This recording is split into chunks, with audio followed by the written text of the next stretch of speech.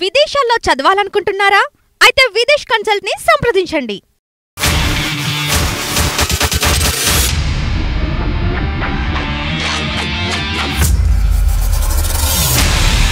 Hello నమస్తే, welcome to reality check.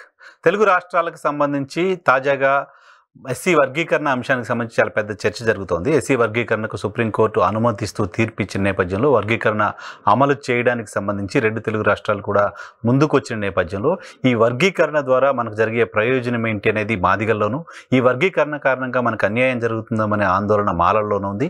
ఈ అంశానికి సంబంధించి మాదిగ వర్గాలకు సంబంధించిన మేధావుల్లో కూడా భిన్నాభిప్రాయాలు కనపడుతున్నాయి. మందకృష్ణ లాంటి వాళ్ళు గతంలో మాదిగలో కలిసి ఉండాలి, స్నేహితులాగా ఉండాలి అంటూ మాట్లాడుతూ వస్తున్న వాళ్ళు కూడా ఒక అడుగు ముందుకేసి కాస్త అగ్రెసివ్గా మాలలంతా మనువాదులే తరహా కామెంట్స్ చేయాల్సిన పరిస్థితి వచ్చింది. సో ఈ రెండు వర్గాలు వర్గీకరణకు సంబంధించి సుప్రీంకోర్టు తీర్పు తర్వాత కలిసి ఉండడానికి సంబంధించి అటువంటి ప్రయత్నాలు జరగాల్సిన అవసరం ఉంది.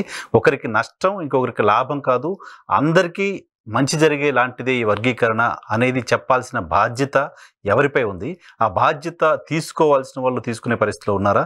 ఈ అంశాలపై మనతో మాట్లాడడానికి ప్రొఫెసర్ కాసిం గారు మనతో పాటు లైవ్లో జాయిన్ అవుతున్నారు. సార్ నమస్తే, వెల్కమ్ టు ఇహా. నమస్తే. ఏంటి వర్గీకరణ అంశానికి సంబంధించి సుప్రీంకోర్టు ఇచ్చిన తీర్పు పైన చాలా చూశారు మీరు మాట్లాడినవి. మీ పాయింట్ ఆఫ్ వ్యూలో అది ఎందుకు సరైనది అని అనిపిస్తోంది?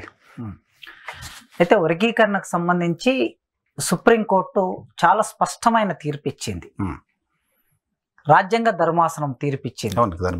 మేధావులందరూ గుర్తుపెట్టుకోవాల్సింది, సమాజం గుర్తుపెట్టుకోవాల్సింది, బుద్ధిజీవులు గుర్తుపెట్టుకోవాల్సింది రాజ్యాంగ ధర్మాసనం ఇచ్చిన తీర్పు. అయితే నేను రాజ్యాంగ ధర్మాసనాలు ఇచ్చే తీర్పులన్నీ గొప్ప తీర్పులుగా ఉంటాయని, ప్రజానుకూల తీర్పులు ఉంటాయని సర్టిఫై చేయట్లేదు. కానీ ఈ సందర్భంలో భారతదేశంలో అత్యున్నత న్యాయస్థానం సుప్రీంకోర్టు. ఎక్కడ అన్యాయం జరిగినా మనం చిట్ట చివరికి అక్కడికి వెళ్తాం. ఆ కోర్టు ఇచ్చిన తీర్పు ఈ సందర్భంలో న్యాయంగా ఉందని ఎందుకంటున్నానంటే 2004 నవంబర్ 5వ తారీఖు నాడు ఆనాటి సుప్రీంకోర్టులో ఉన్న 5 మంది జడ్జీలు వర్గీకరణ అమలవుతున్న చట్టాన్ని కొట్టేస్తూ తీర్పిచ్చారు. చిన్నయ్య గారు వేసినటువంటి కేసు సందర్భంలో చంద్రబాబు నాయుడు గారు ఇక్కడ ముఖ్యమంత్రిగా ఉన్నప్పుడు 2000 సంవత్సరంలో వర్గీకరణ చట్టం చేసి గవర్నర్ ద్వారా ఆర్డినెన్స్ తీసుకొని రాష్ట్రపతి ద్వారా అప్రూవల్ చేసి ఆంధ్రప్రదేశ్ రాష్ట్ర ప్రభుత్వం ఒక జీవో ఇచ్చింది. ఆ జీవో ద్వారా వర్గీకరణ అమలైంది, ABCDగా అమలైంది. 15% ఉన్న ఎస్సీ రిజర్వేషన్. ఈ 15% ఉన్న ఎస్సీ రిజర్వేషన్ను ఉపయోగించుకోవాల్సిన వాళ్ళు ఎవరు అని అంటే 59 కులాలు. ఎస్సీలలో ఉన్న 59 కులాలు. మనకి ఎస్సీలు అనగానే బయటి ప్రపంచానికి ఎక్కువగా తెలిసేది మాదిగ. ఈ 2 కులాలే తెలుస్తాయి, ఈ మేజర్ కమ్యూనిటీస్.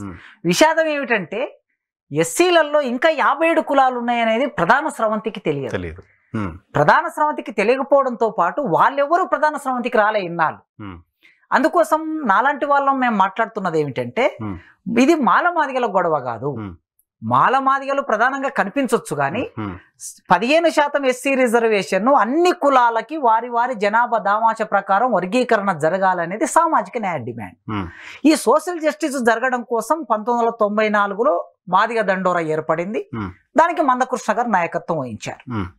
20 మంది యువకులతో ప్రకాశం జిల్లా ఈదుమూడి గ్రామంలో ఏర్పడిన ఉద్యమం తెలుగు నేల మీద లక్షలాది మంది మాదిగ ప్రజల్ని రోడ్డు మీదకి తీసుకురాగలిగింది. వీళ్ళు ఏం డిమాండ్ పెట్టారు? మేము ఎంత ఉన్నామో మాకంత 15% రిజర్వేషన్ వర్గీకరణ చేయండి అని ఉద్యమం చేశారు. 94లో ఉద్యమం మొదలైతే 2000 సంవత్సరం వచ్చే నాటికి అంటే ఒక 6 సంవత్సరాల కాలంలో వాళ్ళు చట్టాన్ని తెచ్చుకోగలిగారు. చట్టాన్ని ఆనాటి ఆంధ్రప్రదేశ్ ప్రభుత్వం అమలు చేసింది. అమలు చేసిన తర్వాత మనం దాని ఫలితం చూస్తే 4 సంవత్సరాలే అమలైంది. 23,000 నుంచి 24,000 మంది మాదిగ ఉపకులాలు ఉద్యోగాల్లోకి వచ్చారు. 1950లో రాజ్యాంగం అమల్లోనికి వస్తే 1950 నుంచి 2000 సంవత్సరం వరకు ఎంతమంది మాదిగలు ఉద్యోగాల్లోకి వచ్చారో కేవలం 4 సంవత్సరాల్లో అంతమంది మాదిగలు ఉద్యోగాల్లోకి వచ్చారు. మాదిగ ఉపకులాలు. అంటే దీని అర్థం ఏమిటి? సామాజిక న్యాయం వలన ప్రధాన స్రవంతికి దూరంగా ఉన్నటువంటి వర్గాలు ప్రధాన స్రవంతిలోకి వచ్చారు. ఎంతో మంది రెల్లి కులం అని ఒక కులం ఉంటుంది. ఇది విశాఖపట్నంలో నెల్లూరు ప్రాంతంలో ఉంటారు. విశాఖపట్నంలో మొట్టమొదటిసారి రెల్లి కులం నుంచి వర్గీకరణ అయిన తర్వాత ఎంబీబీఎస్ డాక్టర్లు అయ్యారు. నలుగురికి సీట్లు వచ్చినాయి. వాళ్ళు ఇప్పుడు విశాఖపట్నం మెడికల్ కాలేజీలో ప్రొఫెసర్లుగా పనిచేస్తున్నారు. అంటే ఒక వర్గీకరణ అయితే ఎంతమంది ప్రధాన స్రవంతిలోకి వస్తారనడానికి ఇది ఒక ఉదాహరణ. సరే, ఈ చట్టం అమలవుతూ ఉన్నది. అమలవుతున్నప్పుడు మాల కులానికి సంబంధించిన మేధావులు, మాల కుల సంఘ పెద్దలు ఏం ఆలోచించాలంటే, మా జనాభా ప్రకారం మాకు 6% వచ్చింది, మాదిగల జనాభా ప్రకారం వాళ్ళకి 7% వచ్చింది, మిగతా ఉపకులాలకి 1% వచ్చాయి. కనుక ఎవరికి వాళ్ళు అనుభవిస్తున్నాం కదా, దీనివల్ల గొడవ ఏమిటి, ఏం అవసరం లేదు కదా అని అనుకొని ఉంటే, విశాల హృదయం చేసుకొని ఉంటే సమస్య వాళ్ళు ఇంత దూరం వచ్చేది కాదు. వాళ్ళు ఏం చేశారు, సుప్రీంకోర్టులో కేసు వేశారు. సుప్రీంకోర్టులో కేసు వేసిన తర్వాత చిన్నయ్య గారు కేసు వేశారు. దాని మీద ఆర్గ్యుమెంట్లు నడిచాయి. తెలంగాణ ఉమ్మడి ఆంధ్రప్రదేశ్ రాష్ట్ర ప్రభుత్వం నుంచి కూడా ఇంప్లీడ్ అయ్యారు. సేమ్ ఇష్యూ 1976లోనే పంజాబ్ రాష్ట్రంలో ఆనాటి కాంగ్రెస్ ప్రభుత్వం పంజాబ్ రాష్ట్రంలో వర్గీకరణ అమలు చేసింది. సో అదేదో పొలిటికల్ రీజన్స్ అని చెప్తున్నారు, but what ever it is ఏదైనా అమలు చేశారు. హర్యానాలో కూడా అమలు అయింది. తర్వాత కర్ణాటకలో అదే స్థాయిలో అమలు కావడానికి సిద్ధంగా ఉన్నది. తమిళనాడులో అమలు అవుతున్నది. ఈ మొత్తానికి చిన్నయ్య కేసు వలన ఏమైందంటే బ్రేక్ పడింది. చిన్నయ్య వేసిన కేసు వలన సుప్రీంకోర్టులో చర్చకు వచ్చి 2004 నవంబర్ 5వ తారీఖున కొట్టివేశారు. ఏం కారణం చెప్పారు ఆనాడు జడ్జీలు అంటే, రాజ్యాంగంలో 341 అని ఒక ఆర్టికల్ ఉంది. ఈ 341 ఆర్టికల్ ఏం చెప్తుంది అని చూసినప్పుడు, ఏదైనా షెడ్యూల్డ్ క్యాస్ట్, షెడ్యూల్డ్ ట్రైబ్ అని 2 జాబితాలు ఉంటాయి. ఈ 2 జాబితాల్లో ఒక కులాన్ని ఇందులోకి కొత్తగా చేర్చాలన్నా, ఉన్న ఒక కులాన్ని ఇందులోంచి తీసివేయాలన్నా రాష్ట్రపతి ఆమోదంతో పార్లమెంట్ చేయాలి, రాజ్యాంగ సవరణ ద్వారా చేయాలని ఆ ఆర్టికల్ చెప్తుంది. ఎవరైనా చదువుకోవచ్చు, ఇది ఓపెన్ గా ఆర్టికల్ అన్ని మనకు దొరుకుతున్నాయి. దీన్ని ఆధారం చేసుకొని ఏం చేశారు ఆనాడు 5 మంది జడ్జీలు, రాజ్యాంగములో ఈ అంశం ఉంది గనక రాష్ట్రపతి ఆమోదం లేకుండా లేదా పార్లమెంట్ లో రాజ్యాంగ సవరణ చేయకుండా వర్గీకరణ చేశారు. రాష్ట్రాలు వర్గీకరణ చేశాయి కనుక ఈ చట్టాన్ని మేము కొట్టేస్తున్నామని 5 మంది కొట్టేశారు. సో ఆ జాబితాలో చేర్చడమో తొలగించడమో కాదు కాదు, అది నిజానికి చేర్చటమో తొలగించడం కాదు. వర్గీకరణ అంటే కేవలం ఉన్నదాన్ని సమానంగా పంపించేయటం. ఆల్రెడీ బీసీలో ఇంప్లిమెంటేషన్ అవుతుంది. ఎగ్జాక్ట్లీ, బీసీ రిజర్వేషన్ లో ఏబిసిడి ఇంప్లిమెంట్ అవుతుంది. ఇప్పుడు చాకలి మంగళోళ్ళు ఉంటారు, పాపం వృత్తి కులాలు, వాళ్ళు కష్టపడి పని చేసుకుంటారు. ఆ వృత్తి కులాలు ప్రధాన స్రవంతిలోకి రావాలనే ఉద్దేశంతో వాళ్ళని తీసుకెళ్లి ఏ గ్రూప్ లో పెట్టారు, అక్కడ బీసీఏలో. ఆ విధంగానే దీన్ని చేశారు. ఇదేం రాజ్యాంగ విరుద్ధం కాదు. కానీ ఆనాడున్న 5 మంది జడ్జీలు ఎందుకు కొట్టేశారు ఏంటి అని ఆ లోతుల్లోకి నేను వెళ్ళదలుచుకోలేదు. దాని వెనుక చాలా ప్రభావాలు, పరిణామాలు ఉన్నాయి. సరే, అట్లా Punjab government plus Andhra Pradesh government implead అయింది. ఎంఆర్పిఎస్ నాయకత్వం మందకృష్ణ మాదే కూడా ఇంప్లీడ్ అయ్యారు అందులో. సుప్రీంకోర్టు ఇచ్చిన 5 మంది ఇచ్చిన తీర్పును నెక్స్ట్ బెంచ్ కి వెళ్ళడం కోసం వాళ్ళు ప్రయత్నం చేశారు. ఆ క్రమంలో 2022లో మళ్ళొక్కసారి ఇది బెంచ్ మీదకి వచ్చింది.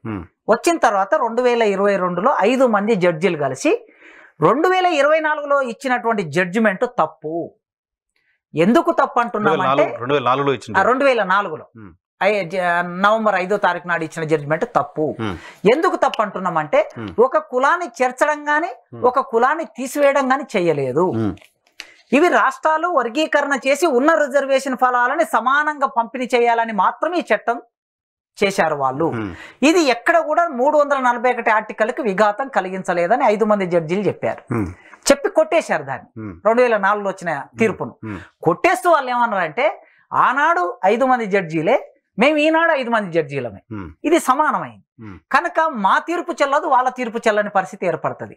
కనుక మేము ఏం చేస్తున్నాం, రాజ్యాంగ ధర్మాసనానికి రికమెండ్ చేస్తున్నాం అని చెప్పి వాళ్ళు చీఫ్ జస్టిస్ కి లేఖ రాశారు. అప్పుడు చీఫ్ జస్టిస్ గారు జోక్యం చేసుకొని 7 మంది జడ్జీలతో రాజ్యాంగ ధర్మాసనం వేశారు. రాజ్యాంగ ధర్మాసనం నిజంగా మనం చాలా తీర్పుల్ని పరిశీలిస్తాం. ఈ తీర్పు ఇచ్చిన ఈ సందర్భంలో 2 సంవత్సరాల పాటు సుప్రీంకోర్టు చాలా వర్క్ చేసింది అనిపిస్తుంది మనకు. దాదాపు 565 పేజీల జడ్జిమెంట్ అండి. ఈ 5 చాప్టర్లు ఉన్నాయి ఇందులో. 565 పేజీల జడ్జిమెంట్లో 5 చాప్టర్లు ఉన్నాయి. మొదటి చాప్టర్ అంతా అప్పీల్స్ ఏమిటి అని చూశారు. రెండో చాప్టర్కి వచ్చేసరికి ఏం పరిశీలించారంటే, అసలుకు ఈ వర్గాలకు సంబంధించి సజాతీయత అనే ఒక భావన ఉంది, ఎస్సీలందరూ ఒకటే అనే భావన ఉంది. అసలుకి ఎస్సీలందరూ ఒకటి అవునా కాదా, మొత్తం దేశవ్యాప్తంగా రిపోర్టులు తెప్పించారు వాళ్ళు. ఎన్జిఓలు చేసిన నివేదికలు, కేంద్ర ప్రభుత్వం చేసే నివేదికలు, రాష్ట్ర ప్రభుత్వాలు చేసే నివేదికలు, ఈవెన్ అద్భుతమైన మన తెలుగు నేల మీద నడయాడిన మేధావి బాలగోపాల్ గారు ఆ రోజుల్లో 2004లో వచ్చిన సుప్రీంకోర్టు తీర్పు విన 3 వ్యాసాలు రాశాడు ఆయన. ఇది తప్పుడు తీర్పు, రాజ్యాంగాన్ని దృష్టిలో పెట్టుకోకుండా ఇచ్చిన తీర్పు అని రాశాడు ఆయన. ఆయన వ్యాసాలను కూడా సుప్రీంకోర్టు తీసుకున్నది. ఎందరో రాసిన వ్యాసాలను, పరిశోధన వ్యాసాలను, రిపోర్ట్లను వీటన్నిటిని స్వీకరించి రెండో అంశంలో చర్చించి, మూడో అంశం వచ్చేసరికి అసలు భారతదేశంలో ఉన్నటువంటి ఇన్ని కులాలకు సంబంధించిన సామాజిక నేపథ్యాలు ఎట్లా ఉన్నాయి అని ఇట్లా చెప్పి చివరికి 5వ అంశంలో చాప్టర్లోకి వచ్చి జడ్జిమెంట్కి సంబంధించిన క్రక్స్ అందులో ఉంటాయి. ఆ జడ్జిమెంట్లు ఏం చెప్పారంటే 341A, 341B ఇవన్నీ ఉంటాయి. దీనితో పాటు మనకి ప్రాథమిక హక్కుల్లో ఆర్టికల్ 14, ఆర్టికల్ 15, ఆర్టికల్ 16 ప్రతి మనిషి సమానంగా అన్ని హక్కుల్ని అనుభవించే హక్కు మనకి ప్రాథమిక హక్కు. అంటే ఇక్కడ సమానంగా అనుభవించే హక్కు అంటే ఉద్యోగాలు కూడా సమానంగా పొందే హక్కు, చదువులు సమానంగా పొందే హక్కు, ప్రధాన స్రవంతి రాజకీయాల్లో సమాన అవకాశాలు పొందే హక్కు. ఇక్కడ కొన్ని కులాలు కోల్పోతున్నాయని సుప్రీంకోర్టు అధ్యయనం చేసి ఆనాడు ఇచ్చినటువంటి తీర్పు ఏదైతే ఉన్నదో 2004లో వీళ్ళు ఒక మాట వాడారు. అది ఇంగ్లీష్ మాట నాకు సరిగ్గా గుర్తుకొస్తలేదు ఇప్పుడు. కల్పిత గాథ అన్నారు వాళ్ళు. ఆ తీర్పును కల్పిత గాథ అన్నారు. కల్పిత గాథ అంటే మామూలుగా మనం ఏమీ లేనటువంటి దాన్ని ఒకదాన్ని సృష్టించి కథ అల్లటం, అట్లాంటి మాట వాడారు. వాడి రాజ్యాంగం ప్రకారం 341 ఆర్టికల్ ప్రకారం భారతదేశంలో ఉన్న ప్రతి మనిషికి రాజ్యాంగ ఫలాలు చిట్ట చివరి మానవుడికి అందాలి. అందినప్పుడే ఈ దేశం రాజ్యాంగానికి నిజమైన అర్థంలో ఇది అమలైనట్టు లెక్క అని వాడారు. ఓకే, అక్కడికి ఓకే. దాంట్లో సుప్రీంకోర్టు తీర్పుకు సంబంధించి 2 ఇష్యూస్ మాట్లాడిన తర్వాత వర్గీకరణ వల్ల మీరు చెప్పిన 57 కులాలకు ఎలా మంచి జరుగుతుంది అనేది చూద్దాం. సో సుప్రీంకోర్టు చెప్పిన తీర్పులో చాలా మంది మాల సామాజిక వర్గానికి సంబంధించిన మేధావులు మాట్లాడుతున్నమాట క్రిమీ లేయర్ అనే ప్రస్తావన తీసుకొచ్చారు. ఈ క్రిమీ లేయర్ ప్రస్తావన తీసుకురావడం మొత్తం దళితులు ఉద్యోగాలు పొందిన వాళ్ళందరినీ రిజర్వేషన్లకు దూరం చేసే కుట్రలో భాగంగా జరుగుతోంది. దళితులకు రిజర్వేషన్లు ఇచ్చింది ఆర్థిక అసమానతలు బేస్ చేసుకొని కాదు కదా. ఒక ఐఏఎస్ కూడా ఈరోజు వివక్షకు గురవుతున్నారు కదా. సో వాళ్ళని క్రిమీ లేయర్గా ఎలా చూస్తారు అనే పాయింట్ రైజ్ చేస్తున్నారు. ఎగ్జాక్ట్లీ. అయితే తీర్పులు ఇస్తూ ఉన్నప్పుడు న్యాయమూర్తులు అనేక రకాల కామెంట్స్ చేస్తారు. ఇది కామెంట్ మాత్రమే. 7 పేజీల తీర్పును మనం గమనిస్తే ఇది ఎక్కడ తీర్పులో భాగం లేదు. 7 మందిలో ఒక ఆమె డిసెంట్ పెట్టింది, మిగతా 6 మంది ఒకే రకమైన అభిప్రాయాలు వ్యక్తం చేశారు. వర్గీకరణ జరగాలని తీర్పు ఇచ్చారు. ఈ తీర్పు ఇచ్చినటువంటి నలుగురిలో ఈ నలుగురు ఏమన్నారంటే ఈ సామాజిక వర్గం అభివృద్ధి చెందుతూ ఉన్నప్పుడు ఎస్సీలలో ఒక వర్గం ముందుకు వచ్చి ఒకసారి రిజర్వేషన్ ఉపయోగించుకున్న తర్వాత మళ్ళీ వాళ్ళే రిజర్వేషన్ ఉపయోగించుకోవటం మూలంగా మిగతా వాళ్ళకి అందటం లేదు కనుక దీని గురించి ఆలోచించాలి ప్రభుత్వాలని సజెషన్ చేశాయి. ప్రధాన తీర్పులో భాగం కాదు. తీర్పులో భాగం అయితే ఏమవుతుంది అంటే మళ్ళీ 6 మంది తీర్పులో ఇది భాగం అవుతుంది క్రిమిలేయర్ అనేది. అందుకోసం సజెషన్ ఎక్కడ కూడా తీర్పు కాదు, ఇండివిజువల్ గా పర్టికులర్ జడ్జిలు చేసిన కామెంట్ మాత్రమే, అంతే. టోటల్ గా ధర్మాసనం చేసిన కామెంట్ కాదు. కేవలం 6 మందిలో 4 జడ్జిలు ఒక అభిప్రాయాన్ని, ఒక ఆయన ఎస్సీ సామాజిక వర్గానికి సంబంధించిన ఆయన, మహారాష్ట్రకు సంబంధించిన ఆయన ఈ అభిప్రాయాన్ని వ్యక్తం చేశాడు. మిగతా 3 ఎండార్స్ చేశారు అంతే. ఈయన అభిప్రాయాన్ని దీన్ని పరిశీలించవచ్చు అని ఎండార్స్ చేశారు. కానీ ప్రధానమైన తీర్పు ఏది? వర్గీకరణ అనేది ప్రధాన తీర్పు. దాన్ని పెద్దగా పట్టించుకోవాల్సిన అవసరం లేదు. ఇక్కడ జర్నలిస్ట్ గా నా ప్రశ్న, సరే నేను క్రిమీ లేయర్ దళితుల్లో ఉండకూడదు అని నేను పర్సనల్ గా భావిస్తున్నాను, అవసరం లేదు అని. బీసీల్లో ఏబిసిడి వర్గీకరణ ఉంది కాబట్టి దళితుల్లో కూడా ఏబిసిడి వర్గీకరణ ఉండాలనే పాయింట్ రైజ్ అవుతున్నప్పుడు బీసీలో క్రిమీ లేయర్ ఉంది కదా, ఎందుకు దళితుల్లో ఉండకూడదు అనే క్వశ్చన్ వస్తుందిగా. సహజంగా ఈ ప్రశ్న గత 30 సంవత్సరాల నుంచి ఎదుర్కొంటున్నాం. మేధావులుగా దళిత మేధావులు, ప్రగతిశీల మేధావులు అందరం ఎదుర్కొంటున్నాం. ఈ సందర్భం వచ్చినప్పుడు మీరు ప్రస్తావన తీసుకొచ్చారు కనుక లౌడ్ థింకింగ్ లో కొన్ని అభిప్రాయాలు మాట్లాడుకుందాం. నిజమే, ఇప్పుడు నేను ప్రొఫెసర్ అండి. మా నాన్న చదువుకోవాలి, మా అమ్మ చదువుకోవాలి, మా తాత చదువుకోవాలి. మొదటి తరం నేను విద్యలోకి వచ్చాను, యూనివర్సిటీ ప్రొఫెసర్ని అయ్యాను. నేను యూనివర్సిటీ ప్రొఫెసర్ని అయ్యాను కనుక నా పిల్లలు మంచి స్కూల్లో చదువుకుంటారు. మంచి విద్యను నేను అందించగలుగుతా. అందించిన తర్వాత రేపు నా ఇంటి పక్కనే, మా ఊరిలో నా ఇంటి పక్కనే ఒక పేదవాళ్ళు ఉన్నారు, వ్యవసాయ కార్మికుడు, రోజు కూలి చేసుకునే వాళ్ళు ఉన్నారు, వాళ్ళ పిల్లలు కూడా చదువుకుంటున్నారు ఏదో గవర్నమెంట్ స్కూల్లో. రేపు ఒక ఉద్యోగానికి పోటీ పడినప్పుడు వాళ్ళ పిల్లలు నా పిల్లలు ఒకేసారి పోటీకి వెళ్తారు. వెళ్ళినప్పుడు సహజంగా నాకు మంచి జీతం ఉంది కనుక, గౌరవప్రదమైన అవకాశం ఉంది కనుక, నా పిల్లలు ఇంగ్లీష్ మీడియంలో చదువుకున్నారు కనుక నా పిల్లలు ఆ పిల్లల కన్నా ముందు వరుసలో ఉండే అవకాశం ఉంటుంది అనే ప్రశ్న వస్తుంది మనకి. దీనికి ఏం సమాధానం చెప్తుంది సమాజము? ఎస్సీల మీద ఈ ప్రశ్న వేసిరు అనుకోండి. అయితే మనం నేచురల్ గా మీరు మొదలన్నట్లు రిజర్వేషన్ ఫార్ములా అనేది ఆనాడు డాక్టర్ బిఆర్ అంబేద్కర్ రాజ్యాంగంలో చర్చించినప్పుడైనా, సైమన్ కమిషన్తో చర్చించినప్పుడైనా, లేదా రౌండ్ టేబుల్లో చర్చించినప్పుడైనా ఆయన పెట్టింది ఏమిటంటే ఇది ఆర్థిక ప్రాతిపదికనిచ్చేది కాదు.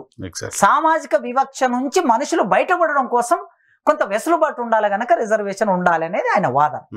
అయితే ఇవాళకి సామాజిక వివక్ష ఉంది. మీరు అన్నట్లు ఒక దళిత ఐఏఎస్ ఆఫీసర్కి, దళిత రాజకీయ నాయకుడికి, దళిత మంత్రికి, ఒక దళిత ప్రొఫెసర్కి వివక్ష ఉంటుంది. అయితే వివక్ష ఉంది అన్నంత మాత్రాన మరి ఇక్కడ ఈ సమస్యను ఎట్లా పరిష్కరిస్తామనే మార్గం కూడా ఉండాలి కదా.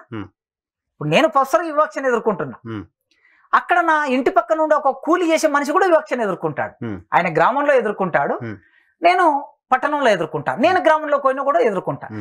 ఇద్దరికి సామాజిక వివక్ష ఉన్నది నిజమే, కానీ మరి ఆ కూలి చేసుకునే మనిషి సంబంధించిన పిల్లలు ముందుకు రావడం ఎట్లా, నా పిల్లలతో పోటీ పడలేని స్థితి ఉన్నప్పుడు ఎట్లా అనే ప్రశ్న వస్తుంది సహజంగా. ఏంటి పరిష్కారం దానికి? నేనేమనుకుంటా అంటే, ఉదాహరణకి నేను ప్రొఫెసర్ గనక నా పిల్లలకి ఒక గ్రూప్ 1 ఎగ్జామ్ రాయాలి రాష్ట్ర స్థాయిలో.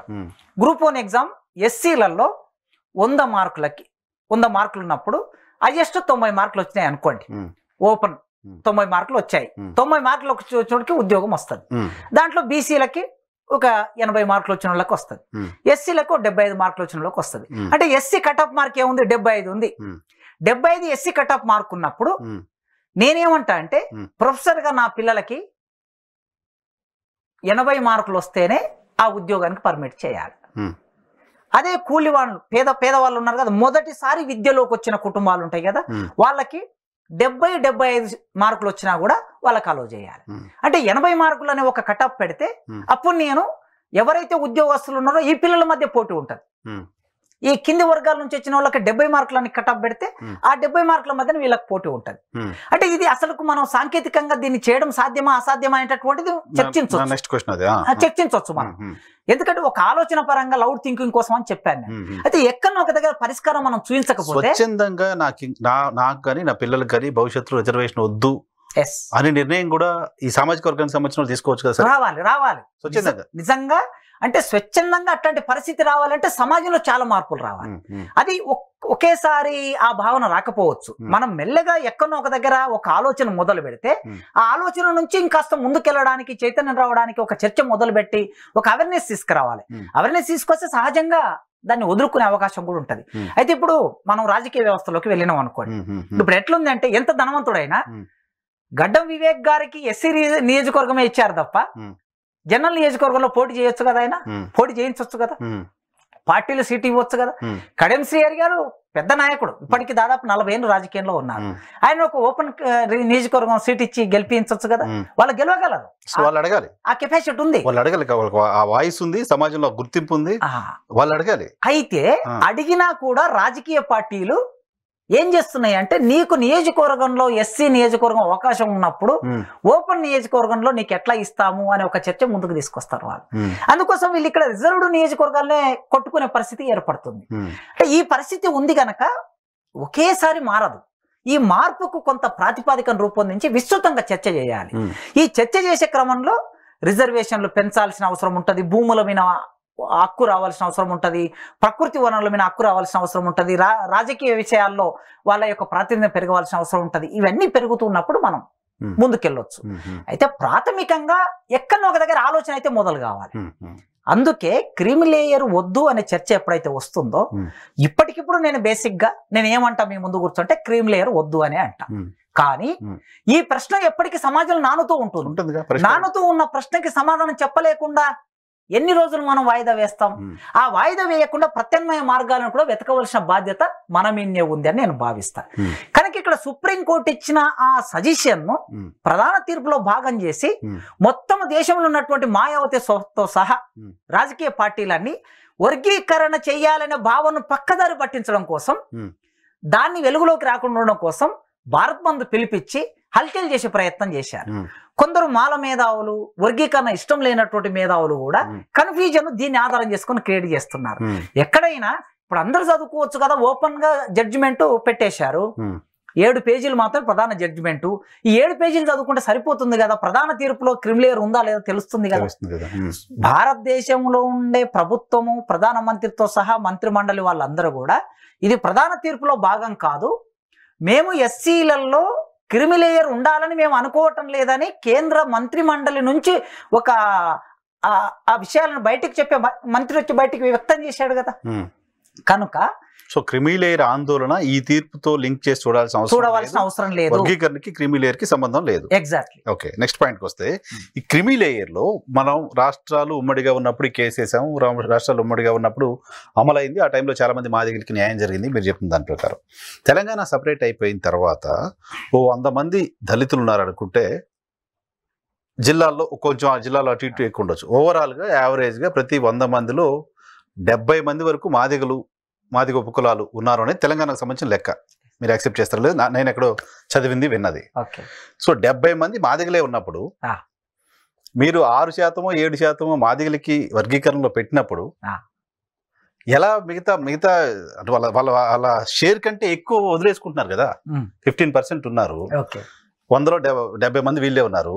రావాల్సింది ఎక్కువ కదా స్టేక్. మీరు 6కు 7కు పరిమితం అయితే తక్కువ కదా, నష్టం కదా జరుగుతుంది.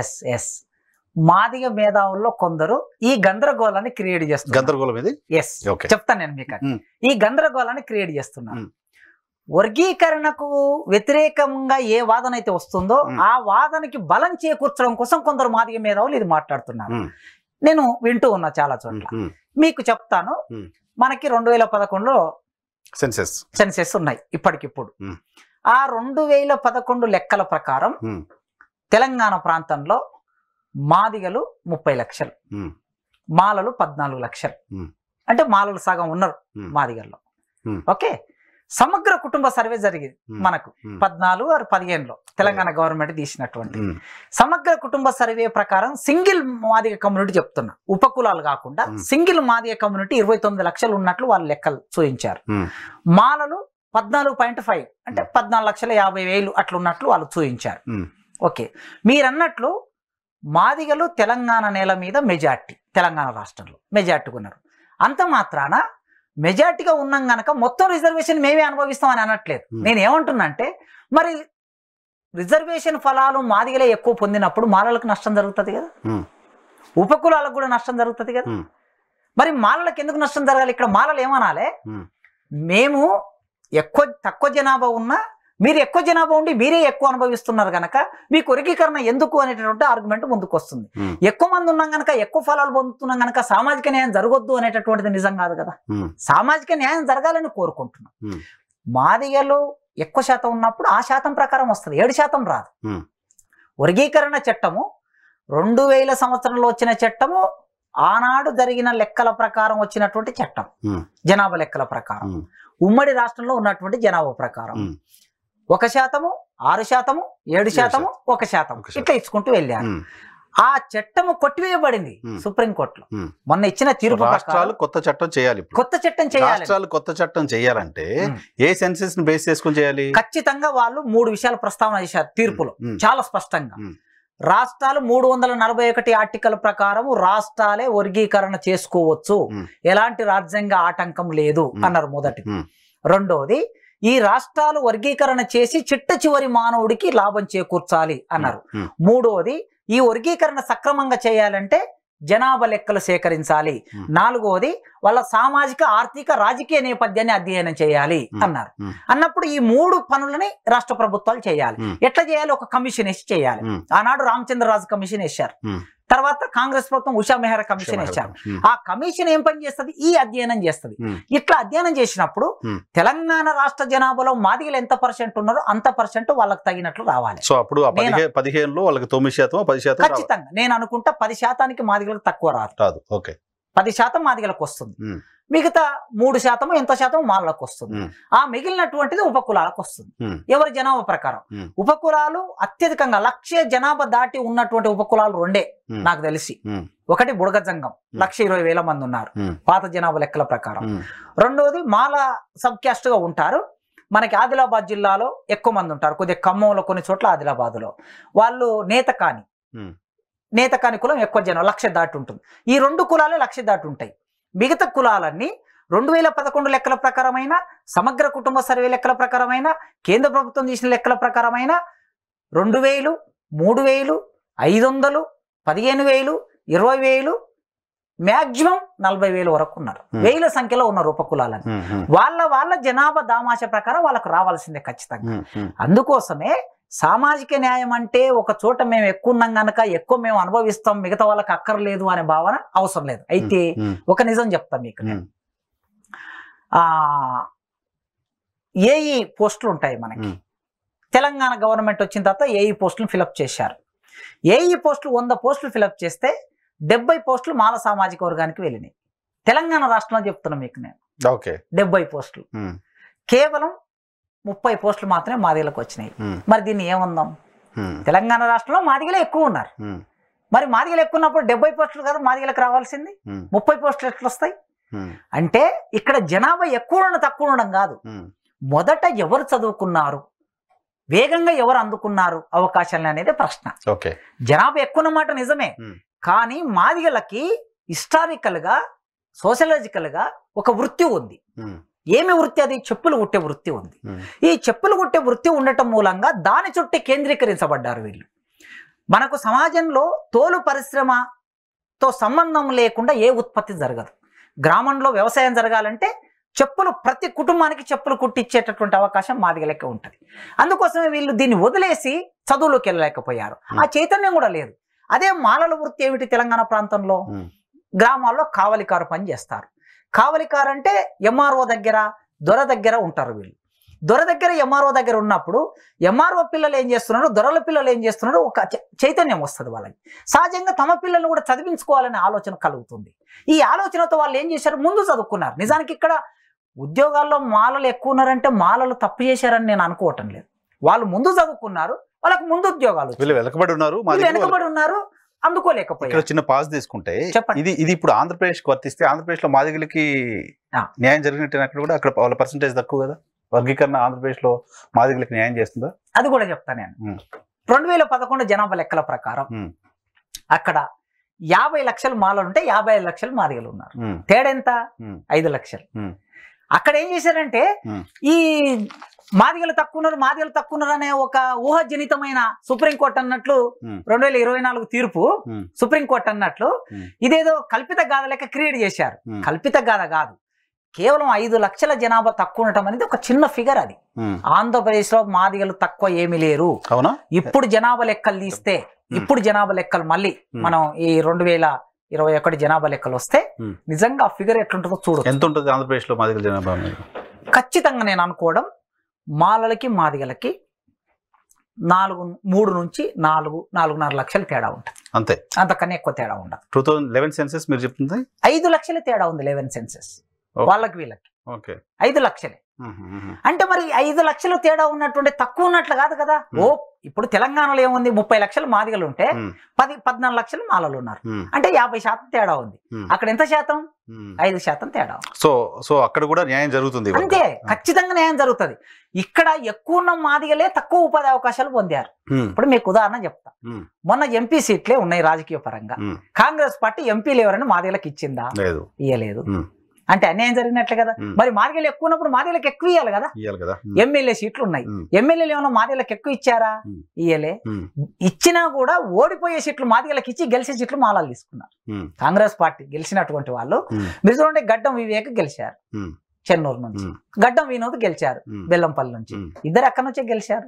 వాళ్ళిద్దరు అన్నదమ్ములు గెలిచే సీట్లు తీసుకున్నారు. ఇప్పుడు సంపత్ కుమార్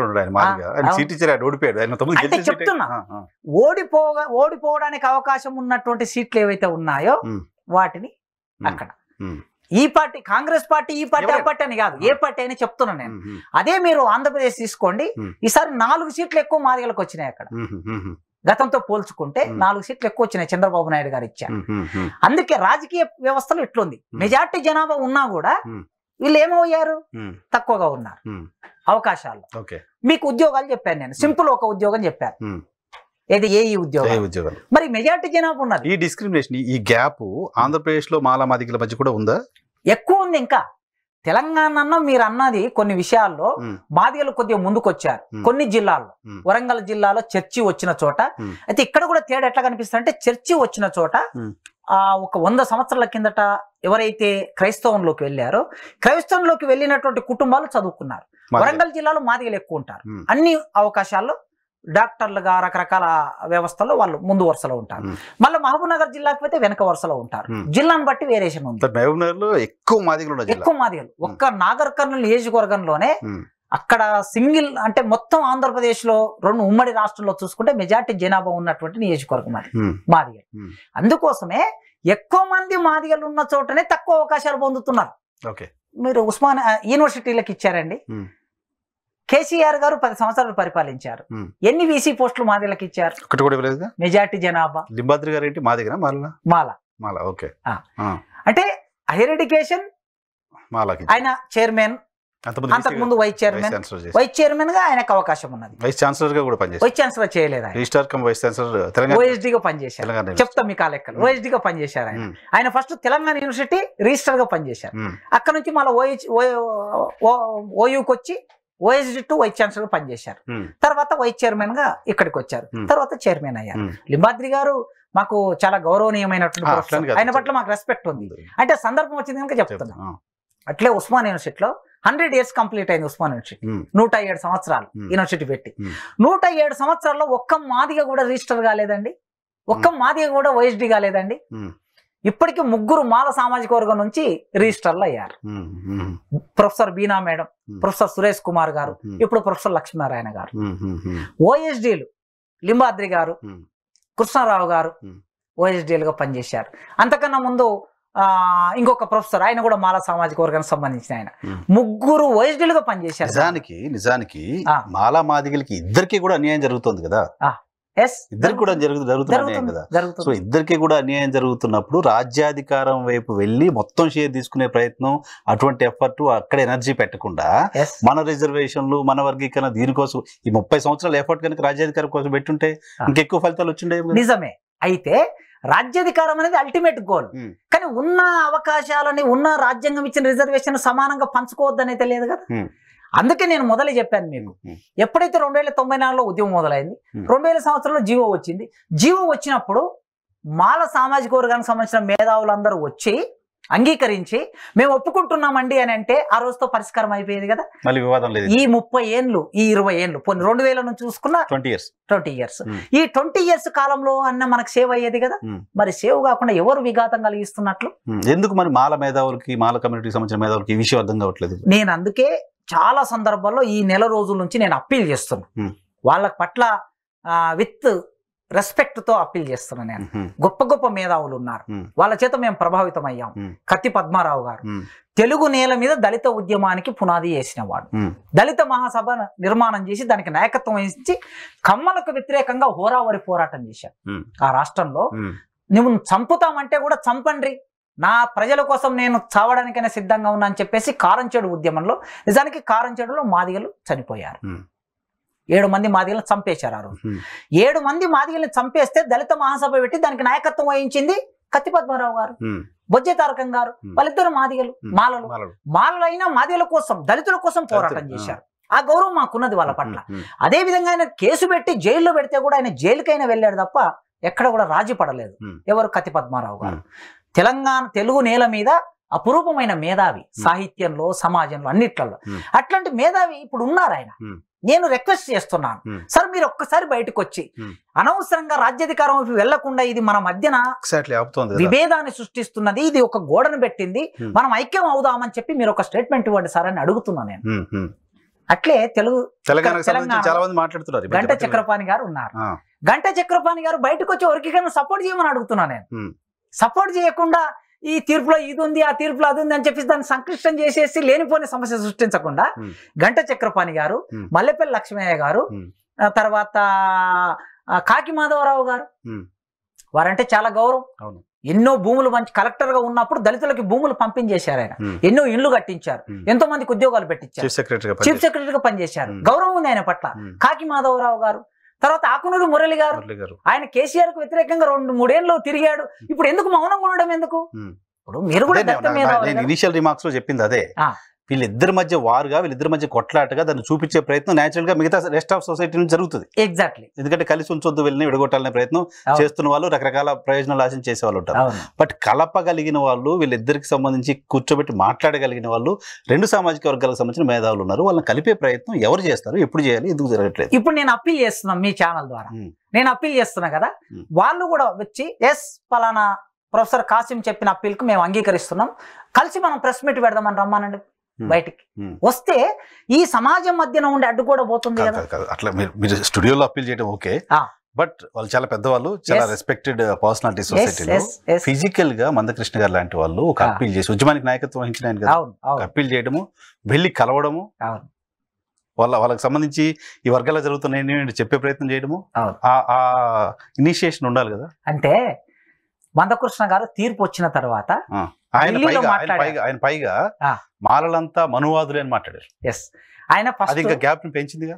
తీర్పు రాగానే ఢిల్లీలో ఆయన మాట్లాడిన ప్రెస్ మీట్ అక్కడ అప్పీల్ చేశారు. అప్పీల్ చేశారు ఫిజికల్ గా. ఇప్పుడు మనం చేసిన తర్వాత పరిణామాలు ఏం జరుగుతున్నాయంటే ఇంటర్నల్ గా మీటింగ్లు జరుగుతున్నాయి. ఇంటర్నల్ గా మీటింగ్లు జరిగి దీన్ని అడ్డుకోవడం ఎట్లా, సుప్రీంకోర్టులో ఇప్పుడు రివ్యూ పిటిషన్ వేశారు. అప్పీల్ చేయడానికి అవకాశం లేదు, ఎందుకంటే రాజ్యాంగ ధర్మాసనం అది. నెక్స్ట్ బెంచ్ లేదు. ఇక నెక్స్ట్ బెంచ్ పడాలంటే మళ్ళీ ఈ 7 మంది ఎప్పుడైతే ఆర్గ్యుమెంట్ స్థాయిలోనే వీళ్ళు ఎప్పుడైతే అధ్యయనం చేస్తున్న స్థాయిలోనే వీళ్ళు నెక్స్ట్ 9 మెంబర్ బెంచ్కి వేయాలి. వన్స్ తీర్పు వచ్చింది కనుక ఇది ఇంకో బెంచ్ లేదు, రివ్యూ మాత్రమే. రివ్యూ కూడా అలో చేసే అవకాశం ఉంటది, లేకపోతే లేదు. అది కనుక రివ్యూ పిటిషన్ వేశారు. మరి ఈ మేధావులు అందరూ కలిసి ఒరే ఎందుకు ఇప్పుడు మళ్ళీ రివ్యూ పిటిషన్ వైపు ఎందుకు వెళ్తున్నారు, ఆగండి మీరు, మనం మాట్లాడదామని ఆయన అప్పీల్ చేసిన నెక్స్ట్ ఇటువైపు నుంచి స్పందన రావాలి కదా. స్పందన రాలే, నెల రోజులు అయింది. అయిన తర్వాత మౌనంగా ఉండకపోగా బయటకు వచ్చి మీడియాలలో వర్గీకరణ మీద వచ్చిన తీర్పులో ఉన్న లోపాలని బయటకు చూపించి పౌర సమాజం అంతా అయ్యో తీర్పు ఎట్లుందా, అయితే ఇది అమలు చేయకపోతే అయిపోతుంది కదా అనే ఒక మైండ్ గేమ్ ఆడే ప్రయత్నం అందరూ చేస్తున్నారు. చేసినప్పుడు ఆయన మొన్న ప్రెస్ మీట్ లో ఆ మాట మాట్లాడి, ఆయన మాట్లాడిన మాట నేను వ్యక్తిగతంగా అంగీకరించట్లేదు. మాలలందరూ మనువాదు, మాలలో ఉన్న 90% ఎదిగినటువంటి 99% మంది మనువాదులు. మాలల్లో 99% కాదు ఆయన అన్నది, మాలల్లో ఎదిగిన మేధావులు 99%, మాలల్లో ఎదిగిన రాజకీయ నాయకులు 99% అన్నాడు ఆయన. ఎదిగిన మేధావులు, ఎదిగిన రాజకీయ నాయకులు, వాళ్ళలో 99%, అంటే 1% సపోర్ట్ చేసే వాళ్ళు ఉన్నారని అర్థం. అయితే వాళ్ళను కూడా ఆ మాట అనటం నేను వ్యక్తిగతంగా సమర్థించట్లేదు, ఎందుకంటే మనువాదానికి బలైనటువంటి వాళ్ళు. దాంతో పాటు మోడీ గారు ఆయన ఒక మానవతావాది అనే అభిప్రాయాన్ని కూడా వారు చెప్పారు. నేను దాన్ని అంగీకరించట్లేదు. మోడీ గారి పట్ల మందకృష్ణ గారికి ఉండే అభిప్రాయం ఉండొచ్చు, ఆయన ఒక ఉద్యమం నడిపినటువంటి కానీ మోడీ మానవతావాది అనేటటువంటి అంశం ముందుకొచ్చి మాలలు ఎదిగినటువంటి 99% వీళ్ళు మనువాదులు అనే దాన్ని నేనైతే వ్యక్తిగతంగా అంగీకరించాను, సైద్ధాంతికంగా కూడా అంగీకరించట్లేదు. మీరు విజయం సాధించారు. విజయం సాధించిన వాళ్ళు ఇంకా ఎక్కువ ఒబిడియంట్ గా ఉండాల్సిన అవసరం ఉంటుంది కదా. అవసరమైతే ఒక రాయి దెబ్బ కూడా తినాల్సిన అవసరం ఉంటుంది కదా. మనం మాటలు మాట్లాడడం అనేది గ్యాప్ ని ఇంకా పెంచుతుంది కదా అనేది పాయింట్. సరే, దానికి ఇక్కడ టెక్నికల్ గా రిజర్వేషన్ అంశానికి సంబంధించి ఏబిసిడికి సంబంధించి ఏలో ఉన్న వాళ్ళ అవకాశాలు బికి రొటేషన్ అవుతున్నాయి. పాత వర్గీకరణలో అలా జరిగిందట. ఇప్పుడు మాదిగలు 7% 6% వస్తే వాళ్ళ అవైలబిలిటీ లేక వాళ్ళ పోస్టులు మళ్ళీ మాలకి వెళ్ళాయి. సో ఇప్పుడు కూడా అదే తరహా వస్తే మళ్ళీ ఉపయోగం ఏంటి అనేది ఒక పాయింట్ వస్తుంది. అయితే మీకు రోస్టర్ పాయింట్ కు ఒక పద్ధతి ఉంటుంది. నేను యాజ్ ఏ ప్రొఫెసర్ గా ఒక కాలేజీకి ప్రిన్సిపాల్ గా కూడా పనిచేశాను. రిక్రూట్మెంట్ ప్రాసెస్ ఎట్లా జరుగుతుందో తెలుసు నాకు బాగా. రోస్టర్ ఏముంటుందంటే ఉద్యోగాలు ఒకలాగుంటుంది, సీట్లలో మరోలాగుంటుంది. ఉదాహరణకి ఇప్పుడు పీజీ ఎగ్జామ్లు నడిచాయి, పిల్లలందరూ ఎగ్జామ్ రాశారు. ఓయూలో కేయూలో అన్ని యూనివర్సిటీల్లో సీట్ల కోసం వస్తారు. వచ్చినప్పుడు ఇప్పుడు తెలుగు డిపార్ట్మెంట్ ఉంది, తెలుగు డిపార్ట్మెంట్లో ఒక 50 సీట్లు ఉన్నాయి. ఈ 50 సీట్లలో 50% రిజర్వేషన్ తీసేస్తారు, 50% ఓపెన్లో పెడతారు. ఈ ఓపెన్లో పెట్టినటువంటి మొదలు వచ్చినటువంటి 50 లోపు వచ్చిన ర్యాంకులలో 20, 30, 10 వచ్చిన ర్యాంకులన్నీ ఓపెన్లో పంపిస్తారు. ఇక మిగిలిన వాటిలో దాంట్లో ABCDలుగా ఏది బీసీ రిజర్వేషన్ ఉన్నది. ఫస్ట్ ఏకి వస్తుంది. అది ఏకి వచ్చినప్పుడు ఆడ ఎవరు అవైలబిలిటీలో ఉండరు. ఉన్నప్పుడు అది ఎక్కడ పోతుంది? బీకి వెళ్తుంది. సహజంగా బీకి వెళ్తుంది. బిలో ఖచ్చితంగా అవైలబిలిటీ ఉంటుంది. బిలో ఉన్నటువంటి వాళ్ళు కొద్దిగా ముందు చదువుకొని ఉంటారు కనుక. తర్వాత మళ్ళీ డీకి వెళ్తుంది. ఇట్లా డీది ఒకటి వస్తుంది. వచ్చినప్పుడు డీలో ఉన్నటువంటి వాళ్ళు అక్కడ ఎవరు దొరకరు. దొరకనప్పుడు ఏమవుతుంది? ఖాళీ ఏర్పడుతుంది. ఆ ఖాళీ మళ్ళీ రొటేట్లు ఎక్కడికి వస్తుంది? ఏకి వస్తుంది. మొదలే ఏలో ఎవరు లేరు కనుక అది బీకి వెళ్ళింది. డీలో ఎవరు లేరు కనుక మళ్ళీ ఏకి వచ్చింది. మళ్ళీ ఏలో ఎవరు ఉండరు కనుక నేచురల్ గా బీకి వెళ్తుంది. ఇది జరుగుతున్నటువంటిది. ఇది కొత్తగా ఎస్సీ రిజర్వేషన్ వర్గీకరణ సందర్భంలోనే రాలేదు. అడ్మిషన్స్ లో ఓకే సార్, అడ్మిషన్స్ ఉద్యోగాల్లోకి వస్తాను, ఉద్యోగాల్లోకి వస్తా. ఇది ఎక్కడ? సీట్లలో. ఉద్యోగాల్లోకి వచ్చినప్పుడు రోస్టర్లో ఎక్కడ కూడా ఏ లేకపోతే బి లేకపోతే సి లేకపోతే డికి ఇచ్చేటటువంటి రోస్టర్ పాయింట్ లేదు. దీన్ని కూడా తప్పుడు ప్రచారం చేస్తున్నారు. అక్కడ పోస్టులు అట్లా ఆపేసి బ్యాక్లాగ్స్ గా పెట్టేస్తున్నారు అని చెప్తున్నారు.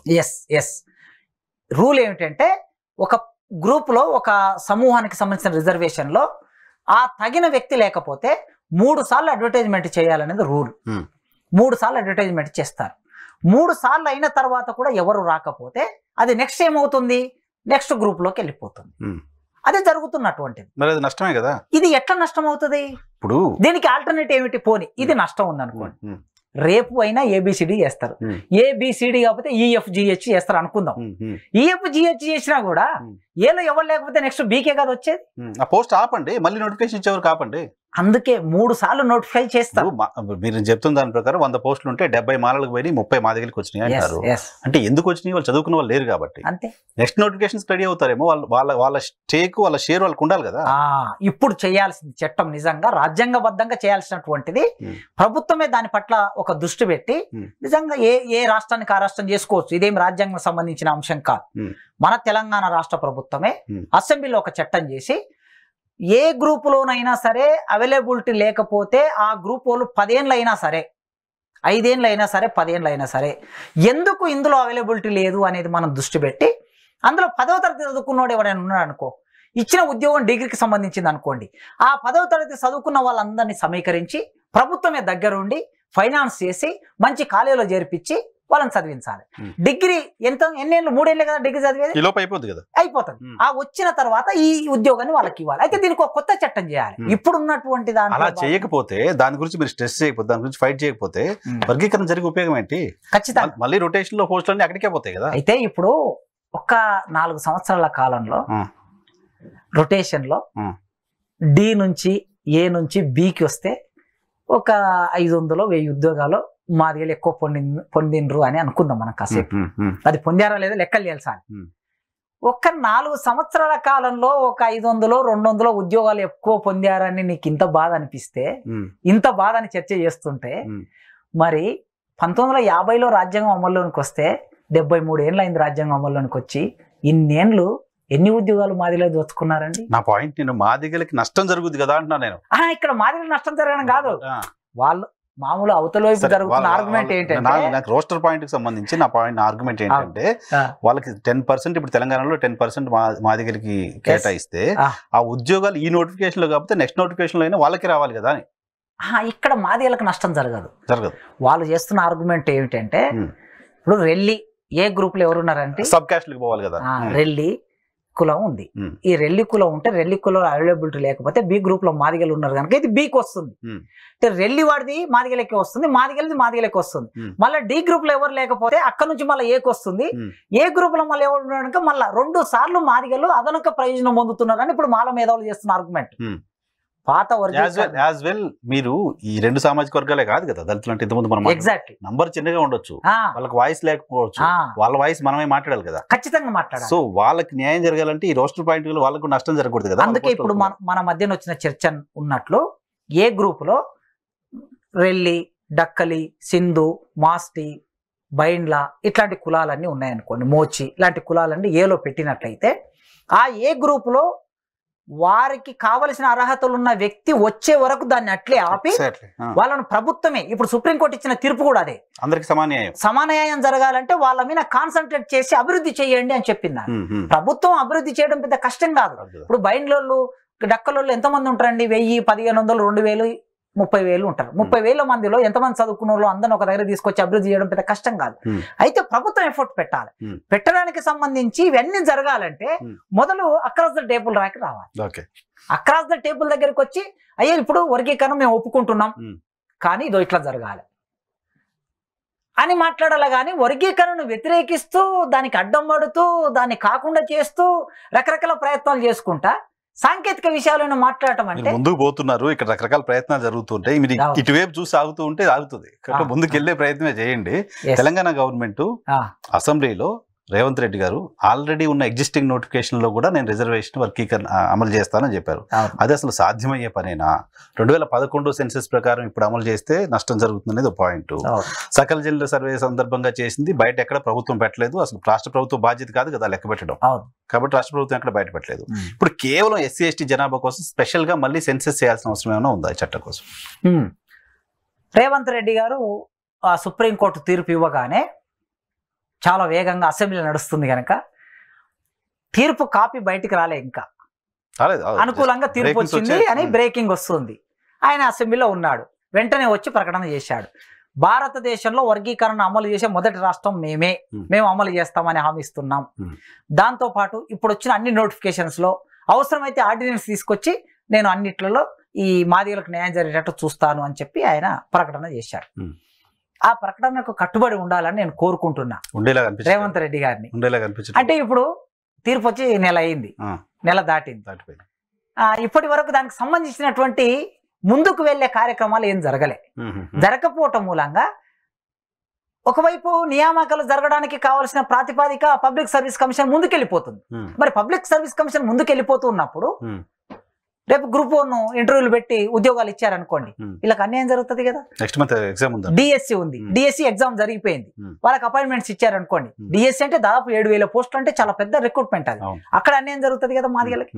కనుక రేవంత్ రెడ్డి గారు ఆర్డినెన్స్ తీసుకురావచ్చు. ఎందుకంటే ఆర్డినెన్స్ యొక్క కాలం ఎంత? 6 నెలలు. ఆర్డినెన్స్ తీసుకొచ్చి పాత జనాభా లెక్కలు వీళ్ళ దగ్గర ఉన్నాయి కదా. సుప్రీంకోర్టు ఏ జనాభా లెక్కల్లో అని అనలే అక్కడ. మీరు జనాభా లెక్కల ఆధారంగా తీసుకొని శాస్త్రీయంగా చేయండి అన్నది. ఇప్పుడు అవైలబిలిటీ ఉన్నది 2011 లెక్కలే. ఇప్పుడు ప్రభుత్వాలన్నీ పాలసీలు చేయడానికి దీన్నే ఉపమానంగా తీసుకుంటున్నాయి కదా. అందుకోసం ఈ లెక్కల ఆధారంగా నువ్వు ఆర్డినెన్స్ తీసుకొచ్చి ఈ 6 నెలల కాలంలో అమలు చేయండి. చేసి ఈ లోపుకి ఏం చేయాలి? ఒక కమిషన్ వేయాలి. ఓ జడ్జితోనో ఎవరితోనో కమిషన్ వేసి 3 నెలల్లో రిపోర్ట్ ఇస్తారండి. అప్పుడు ఎవరు మన రామచంద్రరాజు గారు 3 నెలల్లో రిపోర్ట్ ఇచ్చారు. ఎందుకంటే ఈ రోజుల్లో రిపోర్ట్ ఇవ్వటం అనేది సమాచారం సేకరించడం చాలా వేగం, సోషల్ మీడియా మనకు ఉంది కనుక. ఆ పని ఇవాళ రేవంత్ రెడ్డి గారు చేస్తే ఆయన అసెంబ్లీలో ఇచ్చిన మాటకి కట్టుబడి ఉన్నట్లు లెక్క. సో మీరు కలిసి వచ్చారు మందకృష్ణ గారు. మేము వెళ్ళినప్పుడు దాదాపు 1.5 గంటల సేపు మాట్లాడారు. నేను కమిట్ అయి ఉన్నా అన్నాడు ఆయన. కమిట్ అయి ఉన్నా, మాదేలకు అన్యాయం జరిగింది, సామాజిక న్యాయం చేకూర్చాలి. మా ప్రభుత్వం, కాంగ్రెస్ ప్రభుత్వం మొట్టమొదలు భారతదేశంలో వర్గీకరణ చేసిందే మా ప్రభుత్వం పంజాబ్ రాష్ట్రంలో అన్నాడు ఆయన. పంజాబ్ రాష్ట్రంలో మేము ఆనాడు అమలు చేశాం. తర్వాత ఉత్తరప్రదేశ్లో అమలు చేయడానికి కావలసినటువంటి ఎన్నికల మేనిఫెస్టోలో మేము పెట్టాం. కర్ణాటకలో మా ప్రభుత్వం ఉన్నది, అక్కడ ఎన్నికల మేనిఫెస్టోలో మేము హామీ పడ్డాం. ఆ విధంగా మేము చేస్తాం. ఇక్కడ కూడా చేవెళ్ళలో ఎస్సీ ఎస్టీ డిక్లరేషన్ చేశారు. ఆ ఎస్సీ ఎస్టీ డిక్లరేషన్ చేసింది మల్లికార్జున ఖర్గే. మల్లికార్జున ఖర్గే అంటే కాంగ్రెస్ పార్టీ దేశ అధ్యక్షుడు. ఆయన మాల సామాజిక వర్గానికి సంబంధించిన ఆయన ఇది డిక్లరేషన్ ఇచ్చాడు. అందులో మొదటి పాయింటే ఉంటుంది, ఎస్సీ రిజర్వేషన్ పెంచుతాము, వర్గీకరణ చేస్తాము అని చెప్పి ఉంది. ఈ విధంగా ఇన్ని మేము చేశాం గనక ఇది మా బాధ్యత. సోనియా గాంధీ, రాహుల్ గాంధీ, ఖర్గే గారు హామీ పడ్డారు, ఇది చేయడం నా బాధ్యత అన్నాడు ఆయన. అని ఏమన్నారంటే మంత్రివర్గ ఉపసంఘాన్ని నేను వేస్తాను అన్నాడు. మేము మాట్లాడి కూడా 10 రోజులు అవుతుంది. మరి ఇప్పటి వరకు మంత్రివర్గ ఉపసంఘం ముందుకు రాలే. ఎంతసేపట్లో మంత్రివర్గ ఉపసంఘం ఏంటి? ఆయన క్యాబినెట్ లో ముగ్గురిని పిలిచేసి ఒక జీవో తీసేసి వేయొచ్చు. జడ్జిమెంట్ కాపీ రాకముందే అసెంబ్లీలో ప్రకటించినటువంటి వ్యక్తి కనుక మొట్టమొదటి యొక్క దీనికి షరతు నేను ఏమంటున్నానంటే, ఆయన వేగంగా ముందుకు వెళ్ళగలడు, ఈ పని చేయగలడు అనే నమ్మకం సమాజంలో రావాలంటే మొట్టమొదలు మంత్రివర్గ ఉపసంఘం వేయమని నేను మీ ఛానల్ ద్వారా కోరుకుంటున్నాను రేవంత్ రెడ్డి గారు. జరగాలని కోరుకుందాం. చివరిగా ఏంది ఏపీ పాయింట్ ఆఫ్ వ్యూలో చంద్రబాబు నాయుడు గారు తెలుగు రాష్ట్రాలకు సంబంధించి ఫస్ట్ ఇంప్లిమెంట్ చేసిన ఛాంపియన్ ఆయన ఇప్పుడు అయ్యే పరిస్థితి ఉంటుందా? మళ్ళీ అక్కడ చేస్తుందా? రాష్ట్రాలకు స్వేచ్ఛ కదా, సుప్రీంకోర్టు చెప్పింది చేయాలని డిమాండ్ కాదు కదా, అయితే ఆదేశం కాదు కదా, రాష్ట్రాలకి వదిలేశారు వాళ్ళు. రాష్ట్రాలు 341 ఆర్టికల్ ప్రకారం వర్గీకరణ చేసుకోవచ్చు, ఎలాంటి అడ్డంకి లేదు అని చెప్పింది. చంద్రబాబు నాయుడు గారు వేగంగా చేయవచ్చు అందరికన్నా ఎక్కువగా. ఎందుకంటే ఇక్కడ తెలంగాణలో కాంగ్రెస్ పార్టీ అంటే జాతీయ పార్టీ, జాతీయ పార్టీకి చాలా రకాల సమస్యలు ఉంటాయి. జాతీయ స్థాయిలో అభిప్రాయం తీసుకోలే, రాష్ట్ర స్థాయిలో అవగాహన ఉండాలి. పైగా అక్కడ ఉన్నటువంటి కేంద్రంలో ఉన్న కొద్దిగా మాల సామాజిక వర్గానికి సంబంధించిన వాళ్ళు అడ్డుపడే అవకాశం కూడా ఉంటది. రేవంత్ రెడ్డి గారు పరిగెత్తాలనుకుంటే బ్రేకులేసి ఆయన నడిపించే అవకాశం కూడా ఉంటది ఇక్కడ. కానీ అక్కడ ఆయనే బాస్, పార్టీకి మొత్తం బీజేపీ కూడా పాజిటివ్ గా ఉంది, అక్కడ బీజేపీ అలయన్స్ ఆయనే బాస్ గనక అయితే వెంటనే ఆయన చెయ్యాలి. అయితే ఇప్పుడు అక్కడికిక్కడ చిన్న తేడా ఉంది. ఇక్కడ నోటిఫికేషన్స్ రెడీగా ఉన్నాయి, వచ్చి ఉన్నాయి, రావడానికి సిద్ధంగా ఉన్నాయి. అక్కడ నోటిఫికేషన్స్ రావడానికి ఇంకా సమయం ఉంది. అందుకోసం ఆ సమయం లోపుగా ఆయనకు అవకాశం ఉంది గనక ఇప్పటి నుంచే ప్రయత్నం మొదలు పెట్టాలి. అన్ని రకాల అనుకూలతలు ఉన్న చంద్రబాబు నాయుడు గారు ప్రయత్నాన్ని మొదలుపెట్టి వేగంగా పరిగెత్తితే సహజంగా ఒక తెలుగు రాష్ట్రంలో ఆ ప్రయత్నం జరుగుతున్నప్పుడు ఇంకో తెలుగు రాష్ట్రంలో ఆ ప్రయత్నం జరగకుండా ఉంటే ఆ ఒత్తిడి దీని మీద పడుతుంది గనక ఒకవేళ రేవంత్ రెడ్డి గారు ఏమైనా అటు ఇటు అయినా కూడా ఆయన నిటారుగా నిలబెట్టడానికి చంద్రబాబు నాయుడు గారి ప్రయత్నం ఎక్కువగా పనికొస్తుందని కనుక చంద్రబాబు నాయుడు గారు ఒకప్పుడు మీరే చేశారు.